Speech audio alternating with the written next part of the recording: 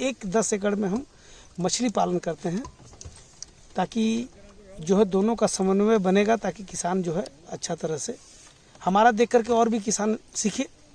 और इसीलिए हमने सोचा, क्योंकि ये जो 10 एकड़ का मेरा क्षेत्र है, इसमें हम कभी धान भी उगाते थे। अच्छा। पिछले साल भी हम धान उगाए हैं, और धान का जो खर्च है और जो रेट है, सरकारी रेट तो मान लीजिए जो है वो तो मिला है इस बार, लेकिन उसमें भी किसान को बहुत अच्छा कोई लाभ नहीं हो रहा है। और सबसे बड़ा है कि लोगों को चावल अभी सरकारी मुहैया होता है, तो धान का कोई मोल ही नहीं रह गया है। इसीलिए हम ट्रायल बेसिस पर तो यहाँ पर थोड़ा वैज्ञानिक तरीके से भी किया जा रहा है कृषि। बिल्कुल बिल्कुल बढ़िया।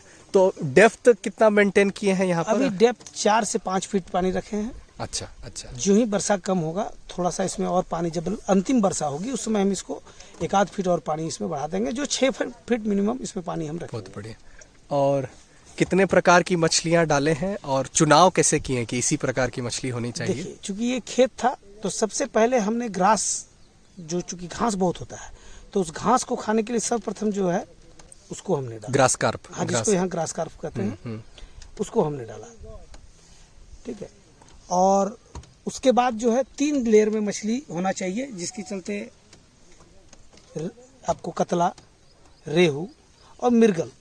कतला ऊपर रहता है, मृगल रेहू बीच में रहता है, और मृगल जो है नीचे रहता है। तो इन तीनों का संख्या उसी अनुपात में हमने डाला कि 40, 30, 30। ठीक है, अनुपात में डाला है। उसके अलावा जो अमेरिकन रेहू जिसको बोलते हैं, जिसको हम लोग साइफिनिस बोलते हैं, उसको भी हमने डाला हुआ है। एक ब्रिगेड आता है, कम मात्रा में वो सब, क्योंकि सारे चीज़ को मेंटेन कर, सबका अलग अलग अपना खाने का तरीका है, तो ब्रिगेड थोड़ा सा डाले। इस तरह करके प्राय जो मछली का जो मैचेबल होना चाहिए, उस मछली को हमने यहाँ डाला है। कितनी संख्या में है? देखिए, संख्या हमने अभी इसमें मोटा मोटी रखिए, अप्रोक्स गिनती जो है 1 किलो में 150 के एवरेज से हमने थोड़ा फिंगर से थोड़ा बड़ा साइज डाला है, क्योंकि फिंगर साइज डालने से मोटिलिटी जो है ज्यादा है, और उत्पादन जो है टाइम भी उसमें तो थोड़ा सा महंगा पड़ा होगा, मतलब महंगा पड़ता है। हाँ, परंतु ये सेफ है। सेफ। जितने भी कृषक डालते हैं, हम तो कहेंगे कि जो है बड़ा साइज तो कुल संख्या कितनी? 1.5 लाख? हाँ, 1.5-2 लाख के आसपास संख्या भी है। अच्छा अच्छा अच्छा। तो ग्रास कार्प तो आपने, चलिए, साफ सफाई के लिए हो गया, जो खरपतवार नीचे है वो साफ। और इसमें चूना का भी प्रयोग? हाँ, सबसे पहले नहीं, वो तो चूना का उपयोग सबसे पहले, जब पानी हम भरे और मछली छोड़ने से पूर्व उसमें हम चूना का प्रयोग किए। ठीक है। क्योंकि जितने भी जीव जंतु हैं जो हानिकारक हैं, वो कीड़े मकोड़े, वो मर जाए। इसमें हमने पानी लगभग 1.5 फीट 2 फीट रखा था उस समय, और हमने 5 क्विंटल चूना का उपयोग करके उसका सफाई किया पहले, और उसके 20 दिन बाद हमने मछली का पहला बिया डाला था। बढ़िया बढ़िया। तो हम तो कुछ देर में पीएच टेस्ट भी करेंगे इस पानी का, और हमें पता चलेगा कि इस पानी का पीएच क्या है। तो इसमें गोबर भी आपने दिया है? हमने जब सूखा हुआ था, जब बरसात नहीं हुई थी, उसी समय हमने 12 ट्रैक्टर यहाँ गोबर गिरा के रखा था, और उसको फिर इसमें मिला दिया। बढ़िया बढ़िया। तो उम्मीद कब तक है कि जो मछली है मैच्योर होने का टाइमलाइन क्या सोच के रखें? देखिए, टाइमलाइन तो जो ऊपर वाला का दिया हुआ टाइमलाइन है उसी पर होगा, चाहे हम इसमें कितनों भी डाल दें खाना। जैसे कतला का 8 महीना है, ठीक है, रेहू वगैरह का 12 महीना, और मृगल का 14 महीना है। मैंने 1 किलो का साइज बढ़िया जो हम कर रहे हैं, ये इतना समय लगता है। बाकी ग्रास कप जो है उसका आपको मोटा मोटी रखिए 8 महीना में 1 किलो का साइज पकड़ लेता है वो। तो हमको भी उम्मीद है कि ये जो टाइम लाइन है, इस टाइम लाइन के अंदर मेरा जो ही माल तैयार हो जाएगा। 1 वर्षीय फसल, मतलब चक्र में ये सारा मटेरियल तैयार हो जाएगा? बिल्कुल हो जाना चाहिए। और चूंकि ये तालाब है, तो हम लोगों ने देखा या दूसरी जगह भी देखे हैं कि उनके साथ वो बत्तख पालन जरूर करते हैं। बिल्कुल। आप भी ऐसा कुछ कर रहे हैं? नहीं, हमने भी, चूंकि देखिए पूंजी लगता है बहुत। अभी इसी प्रोजेक्ट को तैयार करने में मोटा मोटी अगर कम से कम लगाएंगे तो 2.5 से 3 लाख रुपया उसमें है। बत्तख पालन में भी 1 आध लाख रुपया लगेगा। उसके बाद आपको यहाँ सबसे है कि जो गार्ड, देखिए मछली सबसे ज़्यादा चोरी होती है, ठीक है ना, तो उसको बचाने के लिए मस्ट इम्पोर्टेंट आपको पहरेदारी बहुत आवश्यक है, और सबसे ज़्यादा खर्चा उसी में आने वाला है। तो उसके लिए अभी क्या क्या किया है? अभी हमने गार्ड रखा है, गार्डर अभी रात्रि पर ही रहता है। अच्छा, ठीक है, वो कैमरा रहता भी है। लगाए हैं? हाँ, कैमरा वगैरह सारा सेटअप तैयार हो रहा है मेरा, अच्छा, और बाकायदा रूम वगैरह बन रहा है। तो बैठने उठने के लिए जगह बनाए हुए हैं, जो भी आप हम ये देख रहे हैं कि आप ये जो एक जिसमें हम लोग बैठे हुए हैं, ये भी लग रहा है जुगाड़ तंत्र में बना है, और मुझे लग रहा है कि इससे मैंने सस्ता इफेक्ट मतलब नहीं हो सकता है जुगाड़ एक किसान के दृष्टि से। बिल्कुल ड्रम के ऊपर फ्लोटिंग है और हम इस तालाब के बीचों बीच हैं अभी, तो ये भी एक अलग ही मज़ा है। तो हमको लगता है कि आने वाले समय में इसको हम लोग और भी जो किसान सीखना चाहें उनको यहाँ पे बुला सकते हैं देखने सुनने के लिए इस तरह के। ये अपना ही जुगाड़ तंत्र है, बहुत अच्छा अपना ही दिमाग लगा के बोले कि इसको बनाओ।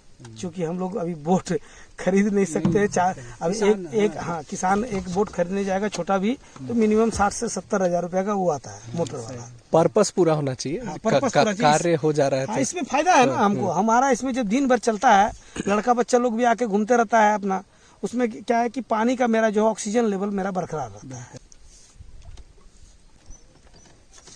और जीवामृत की बनाने की भी पूरी योजना है जी एकदम बिल्कुल। जीवामृत ऐसा है कि चाहे वो आप कोई फसल उगाइए या तालाब में डालिए मछली के लिए या और भी अन्य काम के लिए, वो पृथ्वी का जो हर एक मटेरियल दे करके, चाहे बरगद का पेड़ का मिट्टी हो, नीचे का बेसन हो, जो भी हो, गाय का गोमूत्र हो, सारा चीज जो डलता है वो कहीं भी आप डालिए, हर तरह का कीटनाशक में भी काम करेगा। सही सही। हर तरह का आपको उसका प्रोटीन वगैरह बनाने में जो मछली को चाहिए वो सब, मतलब वो एक बहुत ही अच्छा चीज है।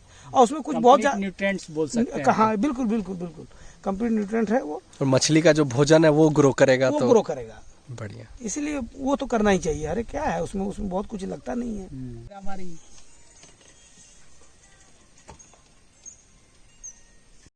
इनको मैं धन्यवाद करता हूँ रवि जी को, हाँ कि मेरे बुलाने पर आज हमारे इस तालाब को देखने के लिए आए, इसीलिए इनका शुक्रिया। क्योंकि ये काफ़ी इंटरेस्ट रखते हैं इस सब चीज़ों में, और खासकर इसी विषय में काम रिसर्च और वगैरह करते रहते हैं। तो मैंने आज इनको बुलाया कि आइए मेरे यहाँ, कम से कम हम भी जो करते हैं उसको भी देखते जाइए और कुछ आप हमको ज्ञान भी देते जाइए। क्यों जरूरी है ये पीएच टेस्ट करना? पहले तो मुझे बहुत अच्छा लगा कि खेत को इन्होंने मतलब तालाब में बदल के और फिश फार्मिंग की शुरुआत की। तो क्या होता है कि बहुत छोटी छोटी बातें होती हैं और उससे कई बड़ा मुनाफा या घाटा या कम मुनाफा तीनों केस हो सकते हैं। तो कम मुनाफा भी एक अच्छी चीज नहीं है, क्योंकि लोगों का समय जाता है, एफर्ट जाता है। तो उसमें से एक पैरामीटर होता है पीएच। पीएच क्या होता है कि मिट्टी का भी पीएच, जैसे हम लोग कृषि में नापते हैं, उसी तरह पानी का भी एक पीएच होता है। बहुत ज्यादा 6 से नीचे जो हम बोलते हैं पीएच एक संख्या है, आप समझ लो। उस संख्या से हमें पता चलता है कि अम्लीय है पानी या क्षारीय है पानी, अल्कलाइन है या एसिडिक है। तो अगर 7 को हम न्यूट्रल पीएच मानते हैं, लेकिन 7 और 8 के बीच में अगर पानी की पीएच होती है तो एक उपयुक्त माना जाता है मछली पालन के लिए। ठीक है। और अगर वेरिएशन होता है तो ऐसा नहीं कि उसका कोई उपाय नहीं है, उसकी भी कई उपाय हैं। कभी चूना बहुत ज्यादा प्रयोग होता है, कहीं कुछ इमली का प्रयोग होता है, इस तरह के कई उपाय हैं। तो यहाँ पर हमें वो चीज सही पाई गई, और ये भी पता चला कि 12 ट्रैक्टर गोबर दिया गया है। तो शायद उसके पहले पीएच गड़बड़ रहा हो, लेकिन गोबर देने से ये वो अपना एक मेंटेन हो गया। और बारिश का भी पानी है, फ्रेश वाटर इस पे गया हुआ है, तो वो भी एक अच्छी बात है। और हमने बोट से जो आर्टिफिशियल मतलब जुगाड़ से बनाया गया है, इससे हमने पूरी यात्रा की है। और ये तो अभी शुरुआती क्षण है, इसलिए आपको मछली नहीं दिखाई देंगे। जाल में थोड़ा थोड़ा जो फिंगर से थोड़ा बड़ा बड़ा साइज का मछली पकड़ने जाएंगे 50 तो ग्राम दिखाई देंगे। एवरेज मान के चलिए। ऐसे तो हुआ तो है, हमने देखा है कि मोटा मोटी 200-250 का भी जो फर्स्ट फेज में जो छूटा था, 300 जो ग्रास का सब था, 300 ग्राम तक लगभग चला गया है। अब भले घास के चलते नहीं जाल में आ रहा हो, लेकिन है, हमने देखा है। मैंने साइज ठीक पकड़ रहा है, साइज मैंने अभी तक इनका जो ग्रोथ है वो सही है। मोर्टेलिटी बहुत ही अंडर कंट्रोल है, या बोलिए कि बहुत बेहतर है। तो 10% जो मान के चलते हैं। एक तो उन्होंने डिसीजन लिया कि फिंगर साइज से बड़ा डालना है, ये भी एक अच्छा डिसीजन था। थोड़ा कॉस्टिंग हाई होती है, बट क्या होता है कि एट द एंड आपको प्रॉफिट जोड़ना होता है। ये नहीं कि शुरुआत में हमने सिर्फ इतना लगाया। जब आप इतने बड़े एरिया में कर रहे हैं तो सब कुछ तन मन धन देके समय देना, अच्छे से व्यवस्था के साथ होनी चाहिए, तो ज्यादा बेहतर है। और हम इसे एक मॉडल की तरह भी समझ रहे हैं, क्योंकि हमारा जो क्षेत्र है बोकारो में कई व्यक्ति इसे कर सकते हैं, लेकिन क्योंकि वैज्ञानिक आधार नहीं समझ में आता है या एक तो चोरी का डर होता है, तो यहाँ पर चलिए इन्होंने इतने व्यक्तियों को एंगेज किया है और सभी का एक लगाव है, इंटरेस्ट है, तो एक वैज्ञानिक पद्धति से भी हो रही है। और वैज्ञानिक पद्धति से बोलने का मतलब है कि 2-3 साल बाद मछली बेचने का कोई मतलब बोलेंगे कि वो यथार्थ नहीं है, प्रैक्टिकल नहीं, कि क्यों हम 3 साल 4 साल के लिए मछली वेटिंग पीरियड उतना ज्यादा, मतलब जितना वेटिंग पीरियड उतनी आप बीमारियों को बुलाएंगे, उतना चोरी का जो डर बोलते हैं। तो अंडर कंट्रोल कमर्शियल जब हम बात करते हैं तो सही टाइम पे जो भी इसका उपाय है, इसकी बीमारियों को कंट्रोल करना, इसका जो खाना है, अब इसमें देखिए ग्रास कार्प को बहुत अच्छे ढंग से डाला गया है। तो ये चीजें बहुत लोगों को नहीं पता होती है। अब वो इंटरेस्ट के लिए रेहू और कातला जैसे डाल दिए और फिर उम्मीद कर रहे हैं कि हो जाए, लेकिन आपको तालाब को भी प्योर करना पड़ता है। तो या तो पूरा लेबर डाल दीजिए जो असंगत है, ठीक है, वो सही चीज नहीं है। तो ग्रास कार्प जब मछली प्रकृति में ही आपके पास एक मछली है जो आपकी सफाई कर सकती है, तो ग्रास कार्प थोड़ा बड़ा हो जाता है। फेमस नहीं है, लेकिन ये भी एक तरह की मछली है जो खाने योग्य भी है। फ्रेश मछली तो आप जानते हैं फ्रेश पानी की बहुत अच्छी ही होती है। और ओवरफ्लो होगा तालाब में तो मछली के आउटफ्लो को रोकने के लिए ये मच्छरदानी का प्रयोग रह गया है, जो एकदम महीन मच्छरदानी है। उससे क्या हो रहा है कि उधर का जो घास वास या उस तरह का महीन जो गंदा है वो उसमें रुक जा रहा है, और उससे फ्रेश वाटर इस मच्छरदानी में आके पार हो रहा है। इसके बाद भी एक आउटलेट इधर बना हुआ है, इसमें तार की जाली लगी हुई है, लोहे की जाली लगी है। बाय द वे, अगर पानी ज़्यादा होने के चलते मछली किसी भी तरह से जंप करके इधर जाए तो वहाँ से लास्टली वो रुक जाएगी। इसी का उद्देश्य, इसलिए इसको 3 पार्ट में किया हुआ है। हाँ, तो आप देख रहे हैं कि यहाँ पे 2-3 ग्लास हम लोग रखे हैं, जिसपे हम लोग जब ये नौका विहार कर रहे थे उसके पहले इसमें हमने पानी का कुछ सैंपल लिया था। तो उसमें क्या डाला था ये रवि जी ही बता पाएंगे। कि रवि जी बताइए कि इसमें आपने क्या प्रयोग किया और कैसे किसानों को इससे लाभ पहुंचेगा, थोड़ा सा विस्तार से बताइए। हम लोग कृषि में भी थे, जो फल की कृषि या फिर सब्जियों की कृषि, तो हम सॉइल टेस्ट के ऊपर बात करते हैं। ओके। तो सॉइल टेस्ट में जो पहला पैरामीटर होता है पीएच, उसके बाद एनपीके की बात करते हैं, कितना नाइट्रोजन, फास्फोरस, पोटासियम, ठीक है। तो पीएच मछली पालन में भी इसका बहुत बड़ा योगदान है। तो पीएच नापने के लिए 2 मेथड हमने अपनाया। एक स्कूल में भी हमें पढ़ाया जाता है, लिटमस पेपर, ठीक है, रेड और ब्लू और ग्रीन कलर और बीच का पूरा एक रंग है। और दूसरा है यूनिवर्सल इंडिकेटर सॉल्यूशन। अच्छा, इसको 100 ml पानी में 3 बूंद तक मिलाया जाता है, ठीक है। अच्छा, तो अगर आप समझ लो कि एकदम लाल होता तो पीएच 0, जो पानी का होता नहीं है, किसी केमिकल का शायद हो जाता। एकदम बैगनी, उसको बोलते हैं 10 पीएच। तो ये हमारे लिए एक्सट्रीम हो गया, ये कोई उपयोग नहीं है इसमें। तो बीच में ये कलर आता है, लगभग अगर हम कलर मैच करें तो 7-8 के आसपास का ये कलर आता है। हल्का सा ग्रीन ब्लू, हल्का ब्लूइश में, हल्का सा।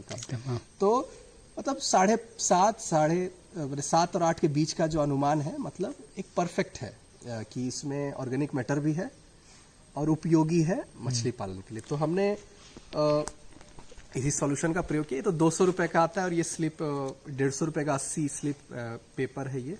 और इस पेपर को भी हम ऐसे एक फाड़ते हैं, स्ट्रिप है, और स्ट्रिप, और एक नॉर्मल पानी में भी देख सकते हैं। इसमें तो चलिए हमने यूनिवर्सल सॉल्यूशन मिलाया था, और इसको सूखने दिया जाता है 1-2 मिनट 3 मिनट के बाद। सूखने के बाद एक कलर आता है। तो इसके अनुसार हमने देखा कि जो ग्रीन है वो 5 से शुरू हो रहा है और 8 पे खत्म हो रहा है। सब अलग अलग प्रकार के ग्रीन है। थोड़ा गाढ़ा होते जाएगा तो 7-8 के तरफ। तो इससे हमने रिकन्फर्म कर लिया। एक बार इससे टेस्ट किया, एक बार इससे किया, और 3-4 बार 5 बार किया, अलग अलग जगह से पानी का सैंपल लेके। हमसे कोई अगर गलती हो गई हो या पानी का सैंपल करीब का ले लिया, दूर का ले लिया है ना, तो इससे कंफर्म हो गए कि 7-8 के आसपास पीएच है। तो ये हमने यहाँ पर किया और एक संतुष्टि हुई कि सब कुछ ठीक जाएगा। अच्छा। क्योंकि ये बहुत बेसिक सा बात है। अगर यही गड़बड़ होता है तो आपको खर्चे बढ़ जाते हैं। आपको अलग से शायद चूना ज्यादा डालना पड़ता, अलग से कई खली डालनी पड़ती, शायद बहुत गोबर डालने पड़ता है। अभी जैसे 10 ट्रैक्टर है, क्या पता 20 ट्रैक्टर डालने पड़ते हैं। लेकिन ज्यादा, हम बोलते हैं ना, अति सर्वत्र वर्जय, ज्यादा भी घाटा होता है। तो नापना बड़ा जरूरी है कि देना कितना है। तो ये मैंने ये निष्कर्ष है कि ये अभी जो अपना स्टैंडर्ड होना चाहिए मछली पालन के लिए, वो पानी का वो स्टैंडर्ड अभी मेंटेन हो रहा है। और यही मेंटेन हमेशा रखना है कि आगे आने वाले समय में ये जो इसका पीएच बढ़ाना होता है या घटाना होता है, या यही एक स्टैंडर्ड है? इसको हम लोग बीच बीच में चेक करेंगे, क्योंकि एक तो इसमें खाना भी दिया जा रहा है, कई वनस्पति भी उगेंगे, मछली का भी साइज बढ़ेगा, तो बीच बीच में हम लोग मॉनिटर करते रहते हैं, 15 दिन, कोई 20 दिन, 30 दिन। तो ये तो चलिए फ्रेश वाटर है तो इतना, और इसमें कोई केमिकल या कहीं और का उतना पानी नहीं है, तो डर नहीं है। फिर भी हम लोग इसको चेक करेंगे रेगुलर इंटरवल पे, इसीलिए पूरा सोल्यूशन ही है जो सीजन दर सीजन हम इसको चेक करते रहेंगे। ठीक है रवि जी, धन्यवाद आपने हमारे फार्म पे आके और इतना हमें मार्गदर्शन के लिए, और हम चाहेंगे कि इनका लाभ किसानों को भी मिले, और आपसे आगे भी जानकारी लेते रहेंगे। धन्यवाद।